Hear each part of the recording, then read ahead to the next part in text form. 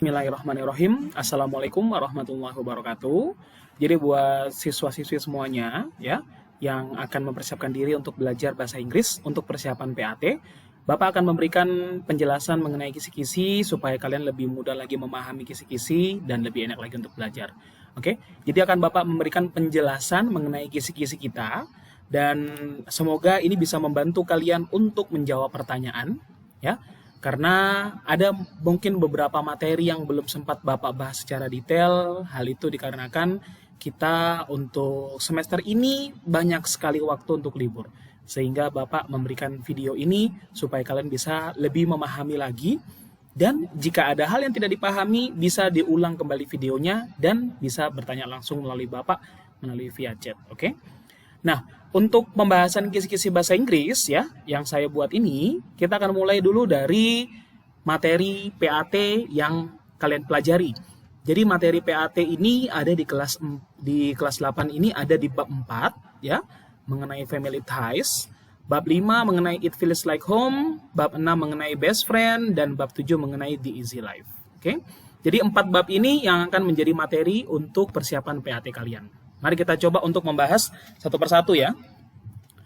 Dimulai dari bab 4 ya, ada beberapa kisi-kisi yang sudah Bapak bagikan di mana ada disajikan teks bacaan tentang family. Jadi nanti akan ada teks bacaan ya. Dan ada juga nanti pertanyaan seputar teks bacaan itu. Dan yang kedua disajikan members of family yang dimana kita harus mencari pasangan yang sesuai. Yang ketiga disajikan kalimat rumpang, penggunaan possessive adjective dan possessive pronoun ya. Dan keempat disajikan short dialogue tentang penggunaan asking for permission. Asking for permission itu permintaan izin.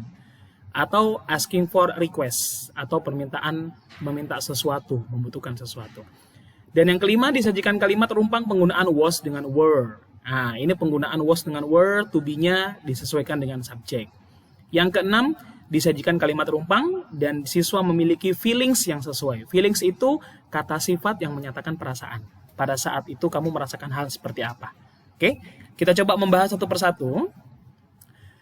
Mengenai teks bacaan mengenai family. Jadi nanti akan ada teks bacaan seperti ini contohnya. Judulnya My Family. Dan dalam teks ini akan membahas mengenai banyak hal mengenai keluarga. Nah, kalian di sini ada nanti kalau misalnya pertanyaan ya, saya kasih tahu cara cepatnya. Perhatikan baik-baik. Ada pertanyaannya nanti di tampilan online-nya itu di bagian bawah. Contohnya misalnya kayak begini. From the text we know that Wahyu Budi. Contoh kita tidak tahu artinya. Ada cara cepatnya untuk menjawab. Apa? Kita harus cari tahu kata kunci dalam pertanyaan. Contoh, kalimat ini kita dapati dia mengatakan dengan kata from the text we know that Wahyu Budi.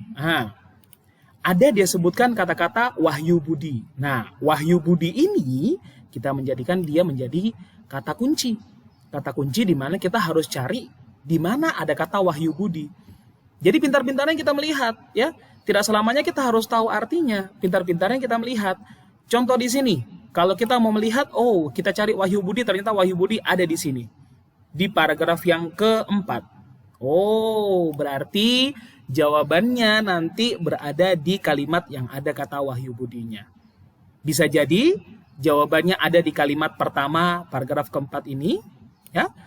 Bisa jadi juga jawabannya berada di satu paragraf yang ada kata Wahyu Budinya ini. Yang penting yang kalian harus tahu ya, kalau misalnya Pak saya tidak tahu artinya, saya butuh Google Translate. Tidak perlu tidak usah Google Translate.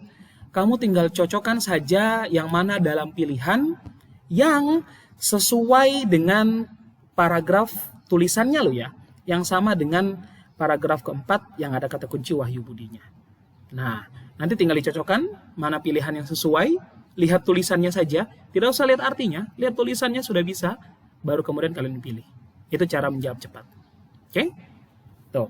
Yang penting teliti melihat tulisannya. Oke? Seperti itu. Itu cara kalau kalian mau menjawab soal bahasa Inggris yang berkaitan mengenai teks. Ya. Next.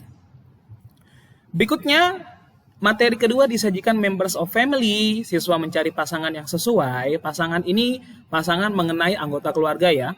Jadi kalau misalnya ada father, ayah, ya, pasangannya mother, ya, ayah dengan ibu. Son dengan daughter, ingat, son anak laki-laki, daughter anak perempuan, ya. Brother dengan sister, ini dia brother saudara laki-laki, sister saudara perempuan. Bukan pasangan dalam kategori kayak semacam ini ya, pasang-pasangan bagaimana, bukan, tapi ini pasang-pasangan maksudnya ada yang laki-laki, ada yang perempuan. Kalau dalam bahasa Arab itu kayak ada yang muzakkar, ada yang muannas, seperti itu. Terus di sini nephew itu keponakan laki-laki, niece keponakan perempuan, ya. Grandfather kakek, grandmother nenek. Adapun uncle, om, aunt, tante. Ada juga yang berikutnya lagi, mungkin Bapak belum tulis di sini, misalnya husband and wife. Husband itu suami, wife itu istri, seperti itu. Itu mencari pasangannya. Jadi nanti akan ada pilihan, kalian harus memilih mana pasangan yang tepat. Jangan sampai pilihannya father, pasangannya dia situ dokter. Tidak tepat. Jadi pilih mana pasangan yang benar. Oke? Selanjutnya, mari kita cek untuk soal berikutnya. Soal berikutnya disajikan kalimat rumpang, penggunaan possessive adjektif sama possessive pronoun. Perhatikan ya, possessive adjektif itu setelah dituliskan possessive adjektif terdapat kalimat atau kata-kata setelahnya. My, punyaku. Punyaku ini maksudnya yang mana yang kau bilang punyamu? Bendanya harus disebut. Pada saat kau bilang mine, possessive pronoun, tidak perlu menyebutkan benda. Your juga begitu. Disebutkan dulu your-nya apa? Your book misalnya, your phone, your pen. Tapi kalau yours tidak perlu, karena yours artinya punyaku. Itu ya. Sementara your artinya ku. Maksudnya ku ini apa? Kamu bilang dong, your phone. Berarti dia ini phone, telepon ya, telepon. Your ini artinya mu ya, teleponmu, seperti itu. Nah, ada lagi their dengan theirs. Bedakan. Our, ours. Her, hers. His, sama, tidak berubah. His juga. Its juga sama, tetap its. Bagaimana cara menjawabnya? Kalau ada soal seperti ini, perhatikan. Yang harus kita lihat, contoh dalam titik-titik seperti ini, nanti akan dikosongkan bagian yang kamu harus jawab. Nah, bagian kosong itu kamu lihat belakangnya. Masih ada kata atau tidak? Kalau masih ada kata, maka kamu harus memilih possessive adjective. Kalau masih ada kata. Karena dia kata berikutnya ini menyebutkan benda yang dipunyai. Tapi kalau sudah tidak ada kata, contohnya ini, ya, mine, ini kan tidak ada lagi belakangnya, sudah titik nih. Kosong nih lagi. Berarti kamu harus pilih possessive pronoun. Ingat, kalau masih ada kata setelah titik-titik, pilih possessive adjective. Bisa my, your, their, our, her, his, atau its, tergantung dari subjeknya apa. Kalau dia di belakangnya tidak ada lagi kata, maka kita memilih yang possessive pronoun. Bisa mine, yours, theirs, ours, hers, his, atau its. Begitu cara menjawabnya. Oke? Selanjutnya, bukan hanya itu saja. Materi yang keempat, next. Nah, disajikan ada short dialogue. Short dialogue nanti itu percakapan. Ada percakapan pendek. Nah, jadi percakapan pendeknya ini akan menanyakan mengenai izin atau meminta sesuatu. Jadi, izin atau minta sesuatu, itu dia menggunakan kata can I atau may I. Ya, jadi misalnya can I borrow your pen? Can I bring your book? Can I help you? Ini ada di sini. Can I see your note? Ini your note harusnya ya. Can you help me? May I juga artinya bolehkah saya? Kalau can I, bisakah saya? Itu. Jadi pilih yang ada kata can I atau may I. Kalau yang contoh may I enter the room? Bolehkah saya masuk ke dalam ruangan? Itu. Kalau can you help me? Bisakah saya membantumu? Can I see your note? Bisakah saya melihat catatanmu? Seperti itu. Oke? Jadi pilih nanti sesuai dengan yang tepat. Oke ya? Selanjutnya, nah ini penggunaan was dengan were. Pertama, penggunaan was dengan were disesuaikan dengan subjek. Ya, kalau subjeknya dia ternyata adalah I, she, he, atau it. Perhatikan tulisannya. I, she, he, atau it. ICT. Wah, itu singkat begitu ya. Dia menggunakan was. Kenapa? Karena tunggal. Nah, yang tunggal, yang cuma sendirian pakai was. Sementara kalau misalnya you, they, we, you kan kamu. Nah, berarti ada dua orang di situ. They, mereka, ada banyak. We, kami, ada banyak. Kalau yang ada banyak alias jamak menggunakan were. Oke? Itu intinya. Contoh di sini she dia perempuan cuma satu orang. Oke, she was my classmate. Jadi nanti di titik-titik yang di bagian kata was itu kamu pilih mana, lihat dari subjeknya. Oh, subjeknya she. Oh, berarti jawabannya was yang tepat. Seperti itu. Oke? Ada lagi di sini you. Oh, you ini berarti dia lebih dari satu. Oke, berarti jawabannya pilihannya were. You were beautiful. Seperti itu. Namun, kalau misalnya dia tidak pakai subjek I, you, they, we, she, he, it, dia ternyata menggunakan nama orang, ya. Boleh.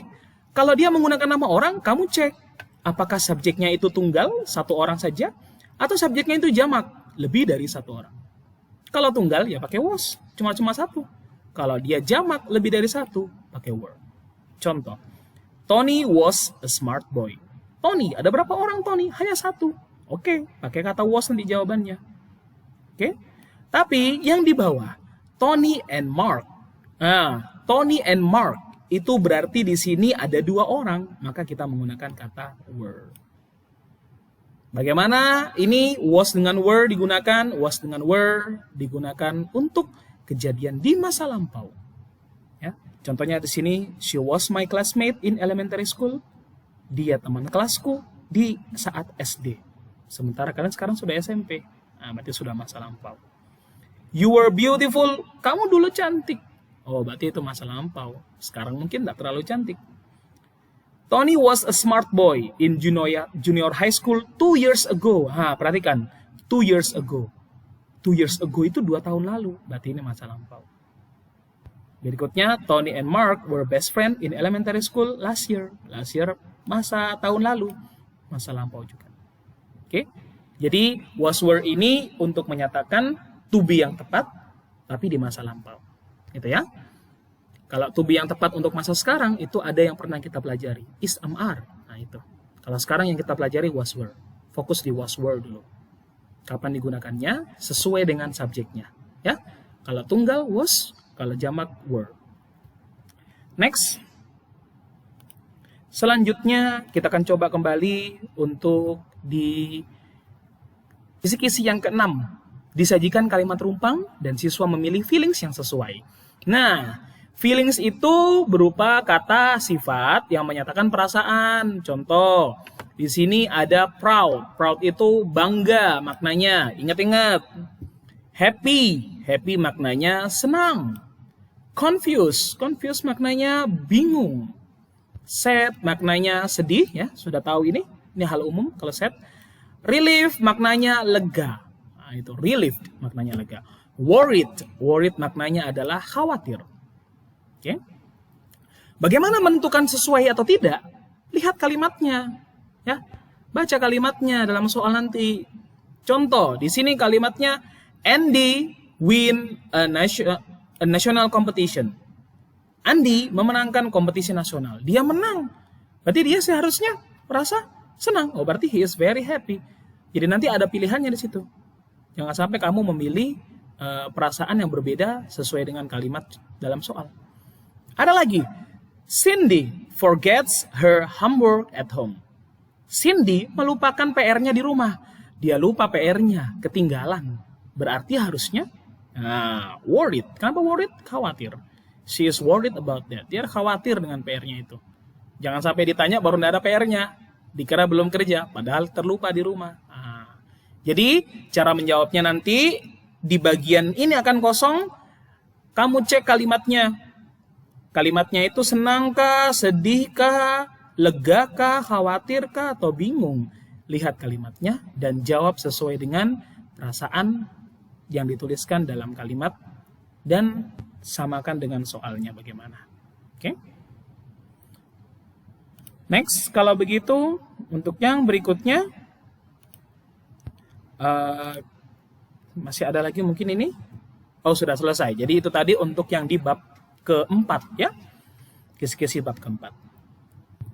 Kisi-kisi bab kelima. Nah, ini Bapak sudah pernah berikan sama kalian. Saya persingkat ini ya. Saya persingkat untuk saya langsung jelaskan. Jadi, pertama, disajikan teks tentang bacaan yang berhubungan dengan kegiatan di masa lampau. Apa itu? Holiday. Liburan. Misalnya liburannya pergi ke pantai, going to the beach. Oke, berarti ada pertanyaan dulu yang harus kita lihat. Perhatikan kalimatnya. What did they have to prepare at night before going to the beach? Apa yang harus di-prepare sebelum pergi ke pantai? Kita pintar-pintarnya cari kata kunci. Contoh, di sini ada kata what did they have to prepare at night before? Malam sebelumnya. Wah, berarti kita cari kata before. Oh, di mana kata before? Oh, kata before ternyata ada di bagian mana ini ya?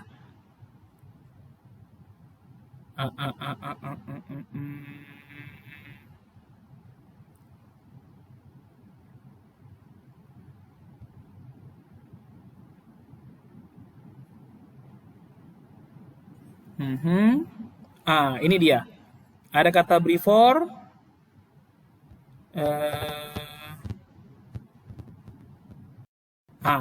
Sebelum kata before juga ada kata prepare ya. Jadi kita cari kata prepare atau kata before boleh. Oke. Prepare di sini, ada di sini. Apa yang harus di-prepare? Google. Google itu ini, kacamata yang untuk berenang. Swimming suit, pakaian renang, and clothes, dan baju ganti. Nah, tinggal nanti cari jawabannya ini. Atau cara cepat, lihat pilihan yang mana yang ada di dalam teks yang benar-benar tertulis. Berarti nanti jawabannya Google, swimming suit, atau clothes. Oke? Jadi ada kata kunci dalam soal, kamu cari dalam teks, atau kamu cari yang mana pilihannya yang tertulis benar dalam teks. Jadi kalau teks itu sebenarnya tidak semuanya harus diartikan. Kamu tinggal cari saja mana pilihannya yang termuat dalam teks. Itu jawabannya. Itu cara cepat begitu. Kalau kamu nggak tahu arti ya sudah, lihat tulisannya, itu lebih cepat. Jadi ini tips and trick untuk menjawab soal yang berkaitan mengenai teks. Oke? Lanjut kalau begitu. Kita ke kisi-kisi kedua. Ada gambar mengenai furniture. Kamu sudah tahu ini. Gambar pertama, sofa ya. Gambar kedua, gorden. Bahasa Inggrisnya curtains. Gambar ketiga ini lemari baju, wardrobe. Gambar keempat ini cermin, mirror. Kamu nanti tinggal cocokkan gambar mana yang sesuai dengan pilihannya. Ada juga chair, TV, lamp, shower, shelves. Mungkin ada yang belum tahu shelves ya. Shelves itu rak ya. Rak-rak buku yang dia tidak ada penutupnya, dia langsung buka. Itu shelves. Oke? Kalau begitu, next berikutnya. Nah, kisi-kisi ketiga disajikan kalimat rumpang tentang simple past dan siswa mengisi regular verbs yang sesuai. Jadi simple past itu kejadian di masa lampau, ya. Jadi tenses atau kata-kata yang digunakan untuk menyatakan kejadian di masa lampau. Dan regular verbs dalam simple past itu berarti verb atau kata kerja. Ingat ya, verb artinya kata kerja. Verb yang kedua, jadi menggunakan verb yang bentuk kedua, tapi yang berakhiran ed. Contoh, misalnya believe. Believe artinya percaya, jadi believed. Start artinya memulai, jadi started. Want artinya ingin, jadi wanted. Decide artinya memutuskan, jadi decided. Accept artinya menerima, jadi accepted. Use juga menggunakan ya, plan, merencanakan, jadi planned. Used. Itu. Nah, sekarang Pak, bagaimana kita tahu kalau soalnya simple past? Lihat kata keterangan waktu. Contoh kalimat ini. Mr. John started this company 2 years ago. Ada ago. Ago artinya lalu. 2 years ago, 2 tahun lalu. 2 tahun lalu masa apa? Masa lampau. Oke, berarti kata kerjanya pakai akhiran ed. Start. Jadi started. Seperti itu. Ada lagi. Hana. Perhatikan. Hana accepted the party invitation yesterday. Ada kata yesterday. Ini tadi ada kata 2 years ago, sekarang ada kata yesterday. Apa makna yesterday? Kemarin. Kalau kemarin berarti sudah masa lampau. Berarti menggunakan verb 2 dengan akhiran ed. Ini. Accepted. Oke. Jadi lihat keterangan waktunya. Kalau keterangan waktunya masa lampau, pilih yang akhiran ed untuk menjawabnya. Oke. Seperti itu.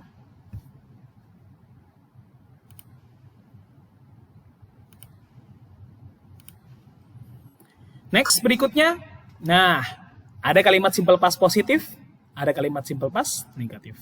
Bagaimana negatif? Negatif ditambahkan kata didn't di depannya. Tapi tidak menggunakan akhiran ed lagi. Ya, karena did itu sudah bentuk kedua. Jadi cukup saja satu penanda bentuk kedua. Did. Jadi negatif tambah not. Did not. Ya, jadi kata didn't ini dia bentuk dari did not. Disingkat menjadi didn't. Oke. Dan kemudian menggunakan verb 1 saja karena did ini sudah bentuk yang kedua. Oke. Contoh, Andy didn't believe you yesterday. Jadi nanti kalau ada pilihan disuruh untuk pilih yang negatif, pilih yang bentuknya didn't dan kata kerjanya bentuk pertama. Oke? Nggak usah lagi pakai id. Andy didn't believe you yesterday. Seperti itu. Yesterday, kemarin. Nah, berarti masa lampau cocok. I didn't do my homework last night. I didn't do. Didn't, bentuk negatifnya. Do, hanya verb pertama. Karena sudah ada did menjadi bentuk kedua. Oke? I didn't do my homework last night. Last night, masa lampau. Karena artinya tadi malam. Saya tidak kerja PR tadi malam. Siapa suruh gitu ya. Nah, jadi kalau ada kata didn't dalam pilihan, pilih didn't yang ketemu dengan verb 1. Karena itu soal simple past negatif. Oke? Berikutnya. Next, sambung. Ada kalimat simple past, tapi diacak. Nah, kalian biasanya bingung kalau diacak kan? Nah, ini sebenarnya kalau diacak, nak, perhatikan. Kata pertama itu harus subjek. Kata berikutnya, kata kerja. Berikutnya bisa objek atau komplement. Apa itu komplement? Pelengkapnya. Pelengkapnya itu bisa keterangan tempat atau keterangan waktu. Contoh, pertama plan, to go to, Bali, last year, Andy. Siapa subjeknya? Subjeknya Andy. Berarti 6 duluan. Cocok toh? Andy. Apa kata kerjanya? Kan simple past. Kata kerjanya berarti yang pakai id. Oke, ini kata kerja. Planned. Nah, yang pertama. To go to, untuk pergi ke Bali. Dia merencanakan pergi ke Bali. Ini ketiga. Terus, last year. Bukan year last ya. Last year. Itu tahun lalu. Cocok. Jadi disusun. Subjek dulu, verb, objek, baru komplement. Oke? Kalau ada yang diacak kalimatnya. Next. Nah, ini mungkin Bapak belum sempat mengajarkan, tapi Bapak akan coba untuk kasih tahukan sekarang. Jadi, ada namanya phrasal verb dengan menggunakan kata look. Apa itu phrasal verb? Phrasal verb ini adalah kata kerja yang ditambahkan kata preposisi yang akan mengubah maknanya. Contoh, look. Setahu kamu, look artinya melihat. Kalau look ketemu dengan at artinya memandang. Apa bedanya melihat dengan memandang? Melihat hanya sekilas. Kalau mandang lama, gitu ya. Aku memandang wajahmu. Berarti itu sudah lebih mungkin 10 detik dia lihat terus itu. Look for mencari. Toh, bukan lagi melihat artinya toh?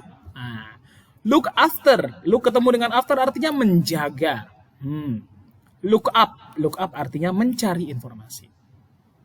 Bagaimana cara jawabnya, Pak? Nanti Bapak akan kosongkan bagian look-nya itu. Kamu baca kalimatnya. Contoh. I want to go to the shop. Shop itu toko. kalau begitu, titik-titik, something to eat, sesuatu untuk dimakan. Berarti apa? Nah mungkin toh, mau memandang sesuatu untuk dimakan, kita maunya mencari sesuatu untuk dimakan. Berarti look-nya ketemu dengan look for yang tepat. Tuh. Berikutnya, Dinda. Bayangkan ini misalnya kosong, Bapak kisi titik-titik. Titik-titik, the sky, langit. To see beautiful stars at night. Untuk melihat untuk melihat bintang yang indah di malam hari. Melihat bintang yang indah berarti kan memandang. Memandang langit berarti look at yang tepat. Jadi nanti bagian kosongnya itu pilih mana look yang tepat. Kalau look at memandang, look for mencari, look after menjaga, look up mencari informasi. Harus kamu lihat kalimatnya. Oke? Next, kalau begitu, yang ketujuh, ada adjektif dengan akhiran ed atau dengan akhiran ing. Hati-hati, ini berbeda. Adjektif ya, ini merupakan kata sifat, dan kalau kata sifatnya akhiran ed dengan akhiran ing itu beda. Apa bedanya? Kalau akhiran ed, contoh, bored. Bored itu artinya bosan, sementara kalau boring artinya membosankan. Tired artinya lelah, tiring melelahkan. Interested tertarik, interesting menarik. Excited asik, exciting mengasihkan. Apa bedanya? Contoh, harus lihat kalimat. Bayangkan misalnya ini kosong. Mana yang tepat? Boring atau bored? Lihat kalimatnya. I am titik-titik with my activities in holiday. Saya titik-titik dengan aktivitasku waktu liburan. Masa saya membosankan? Berarti kamu menghina diri sendiri dong. Harusnya saya bosan dengan aktivitasku saat liburan. Nah itu. Kalau mau bilang membosankan, yang membosankan apa? Aktivitasnya. Berarti lihat. Kalau kalimatnya dibilang my activities, kalau kamu jawab bored di sini salah. Jadi my activities are bored. Masa aktivitasku bosan? Harusnya aktivitasku membosankan. Nah, jadi disesuaikan maknanya, apakah lebih tepat maknanya pakai yang ed atau pakai yang ing. Bagaimana cara menyesuaikannya? Lihat kalimatnya. Oke? Itu. Next, berikutnya. Oke. Bab yang ke-6. Wah, lanjut. Disajikan teks mengenai best friend. Mari kita lihat. Nah, ada teks yang akan membahas mengenai my close friend. Close friend itu bukan teman tutup ya. Close artinya tutup, bukan. Step close juga bisa artinya dekat gitu ya. Teman dekat maksudnya begitu. Lihat kembali pertanyaan. Coba lihat. The writer friends has just bought titik-titik from Blowfish shoes product. Cari ini kata. Oke. Cari ini kata. Di mana ada kata Blowfish shoes product? Di mana ada kata bow? Ya.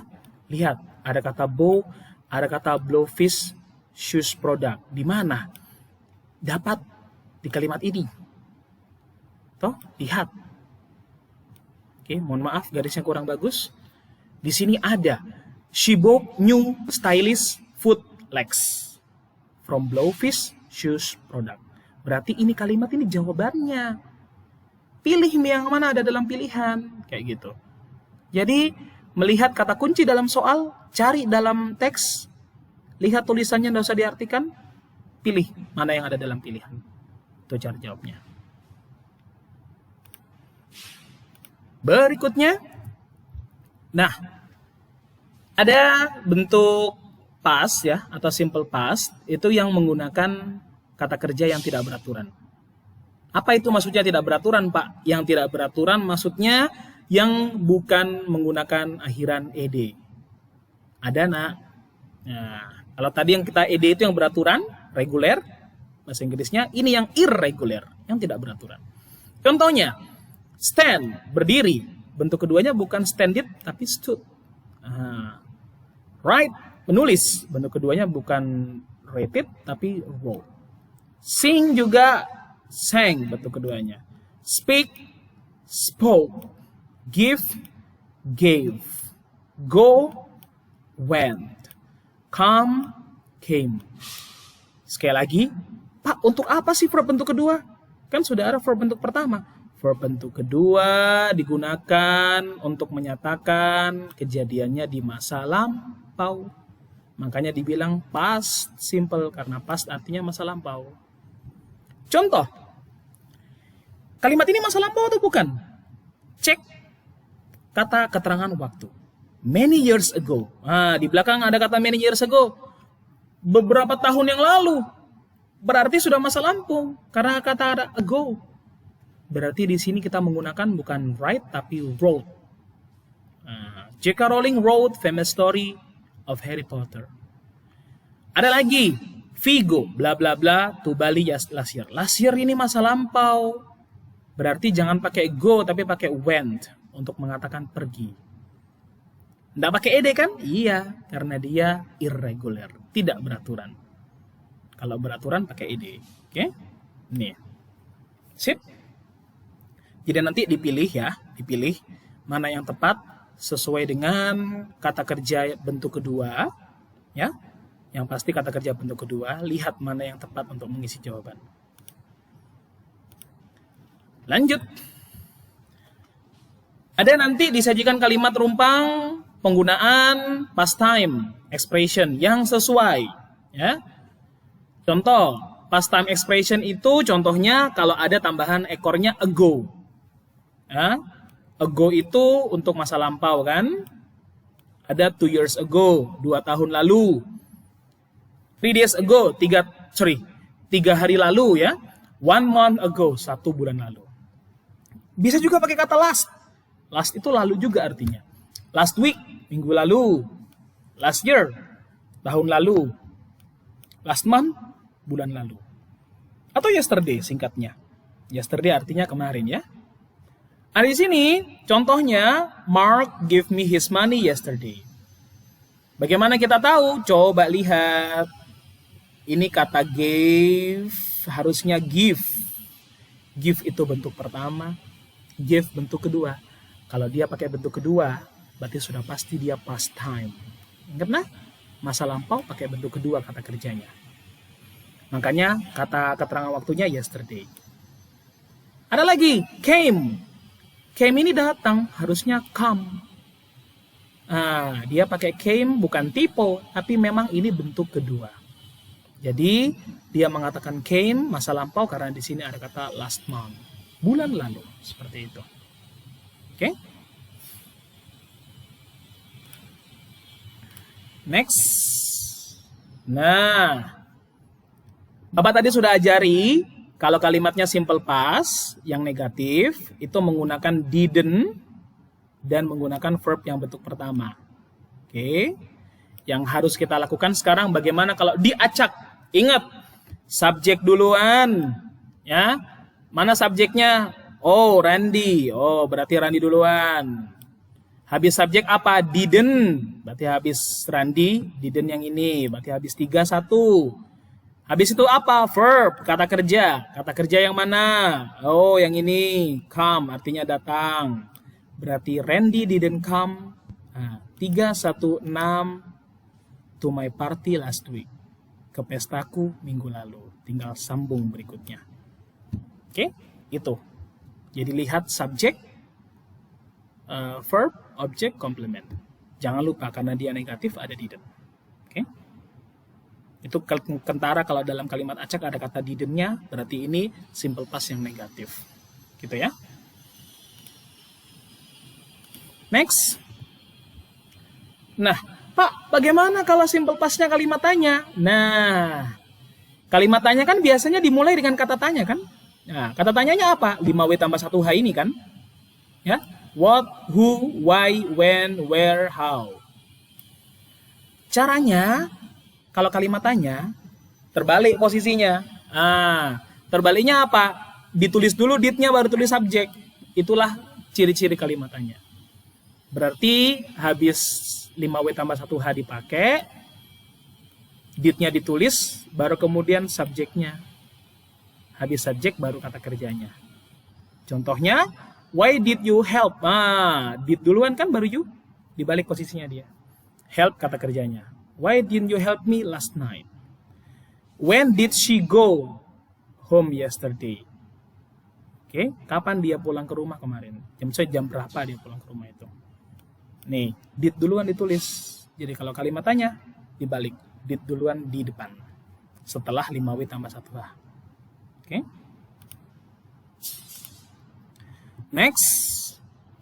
Bab 7. Bab 7 agak gampang karena kita bicara masalah gadget yang kalian sudah pasti familiar ya. Contoh, laptop, HP, TV, kamera, apa lagi? Oke. Jadi kalian nanti tinggal pilih mana gambar yang sesuai, baru kemudian tentukan apa namanya. Cukup gitu saja. Yang kedua, jangan sampai kamu belum tahu fungsinya dalam bahasa Inggris. Ada e-reader. Reader itu membaca ya. E itu elektronik. Maksudnya apa? E-reader itu kayak tab nak. Jadi dia itu untuk membaca sesuatu, misalnya to read books, membaca buku, majalah, novel, atau koran secara online. Itu fungsinya. Jadi kayak tab bentuknya ya, agak besar gitu, kayak HP agak besar. TV, sudah tahulah untuk menonton drama atau movie, nonton pastinya TV. Computer, to type and do some project or homework. Komputer kan untuk mengetik atau melaksanakan project atau mengerjakan tugas. Digital kamera untuk mengambil gambar, take picture, atau recording. Recording itu ngerekam ya. Itu. Selanjutnya,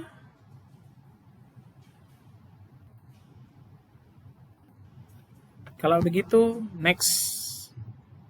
Nah, nanti akan ada gambar mengenai pekerjaan rumah dan kalian harus tebak apa itu namanya dalam bahasa Inggris.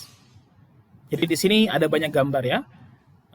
Yang Bapak mau kasih tahu, misalnya kata yang menunjukkan aktivitasnya. Contoh, kalau kamu lihat gambarnya orang sedang berbelanja, maka bahasa Inggrisnya shopping, do the shopping. Kalau mencuci, washing, ya. Do the washing. Kalau memasak, cooking. Kamu sudah tahu toh? Kalau merapikan rumah, tidying up. Itu. Kalau menyetrika, ironing. Jadi iron itu bisa besi, bisa juga menyetrika artinya. Itu ya. Kamu tinggal cocokkanlah nanti gambarnya mana yang tepat. Next. Nah, kalau kamu dapati dalam pilihan ada kata have to sama don't have to. Have to artinya harus. Don't have to artinya tidak harus. Karena ada kata don't-nya.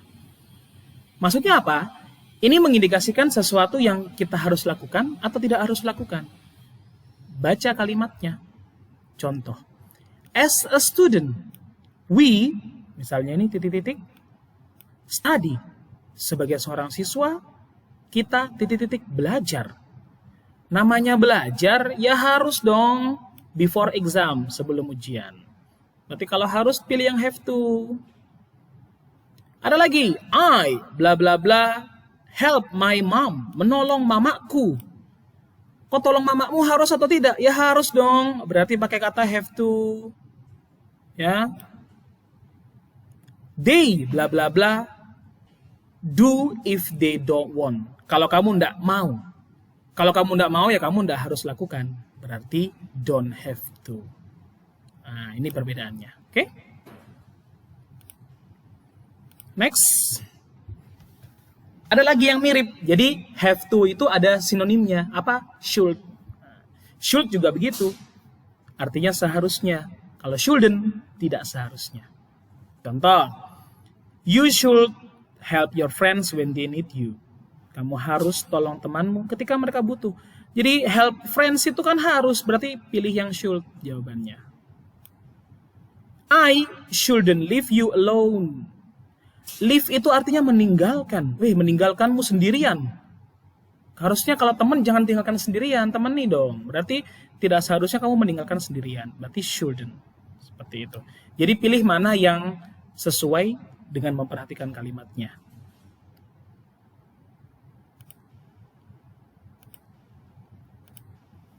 Oke. Yang keenam, ada lagi yang mirip, yakni must. Tapi kalau dia mustn't, artinya tidak harus. Ada kata nt-nya ini artinya not ya. Kepanjangannya not, artinya tidak. Don't have to juga artinya tidak harus. Tidak. Tidak ya maksudnya ini ya. Sorry, typo. Di sini contoh. You, bla bla bla, forget your homework. Forget, lupa. Lupa PR. Kamu tidak harus melupakan PR-mu. Jangan sampai lupa, nanti kamu dihukum. Ada lagi, you bla bla bla help me. Help me itu kan menolong ya. Tapi di sini my homework every time. PR-ku setiap waktu. Kamu tidak harus nolong temanmu untuk mengerjakan PR-nya setiap waktu. Sekali-sekali biarkan dia mandiri. You don't have to. Jadi itu ya. Jadi ada beberapa kata yang menyatakan harus itu ada banyak. Ada have to, ada should, ada must. Itu tiga-tiganya mirip. Bedanya di mana, Pak? Bedanya kalau must itu harusnya wajib. Nggak bisa kau tinggalkan. Terus kalau have to itu hanya sekedar saran. Kalau should, terserah. Mau dilakukan, dan dilakukan terserah. Nggak masalah. Gitu ya. Seperti itu. Oke. Nah, itu materi kita. Selamat belajar buat kalian semua. Kunci sukses ada 3. Selalu berdoa meminta hal baik kepada Allah. Selalu belajar dari pengalaman, ya. Jangan pernah tercebur ke lubang yang sama untuk kedua kali, dan selalu tidak pernah menyerah, ya. Orang yang gagal bukan orang yang tidak berhasil, tapi orang yang gagal adalah orang yang menyerah. Jadi jangan pernah menyerah, karena tidak ada orang yang mau gagal. Oke? Saya akhiri. Wassalamualaikum warahmatullahi wabarakatuh.